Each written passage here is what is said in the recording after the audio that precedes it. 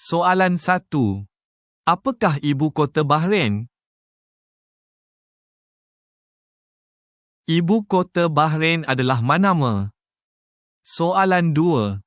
Badan air manakah yang mengelilingi Bahrain? Bahrain dikelilingi oleh Teluk Parsi.